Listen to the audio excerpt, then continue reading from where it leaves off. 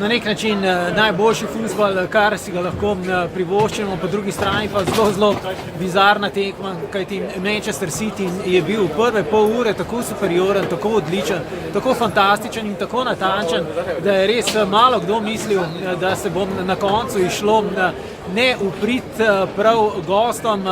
kajti Chelsea je tik pred odmorom, res 2 minuti pred pauzo zadev iz prve sploh šanse, pri čemer je, ponovim, v prvem polčasu dominiral Manchester City in to tako silovito, da se je Stamford Bridge v celoti šibil oziroma bil živčen do neprepoznavnosti. No, v drugem delu pa so seveda znova pritisnili gostje, to da že takoj se je videlo, da sijaj njihove igre nekako bledi in da si ne bodo opomogli, ter hkrati, da je Chelsea resno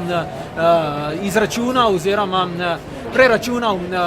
formulo, kako ustaviti Manchester City, in tako se je dejansko tudi razpletlo. Sredi drugega dela je po kotu z glavo zadev še David Luiz, nemara igralec tekme, odlično je igral torej v obrambi in ne nazadnje bil tudi krivec oziroma ključni podajalec pri akciji, iz katerega je padel prvi gol, ki ga je, kot sem že omenil pred pauzo, zabil N'Golo Kante. Torej čudovit zaključek in nauk po tekmi je seveda tam, da je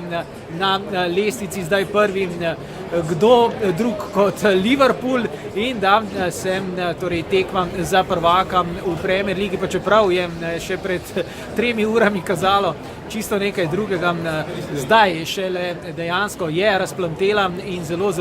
bo zanimivo v nadaljevanju. Obenem pa tudi seveda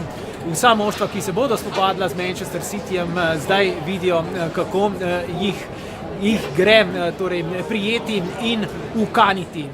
Končna Chelsea 2, Manchester City 0.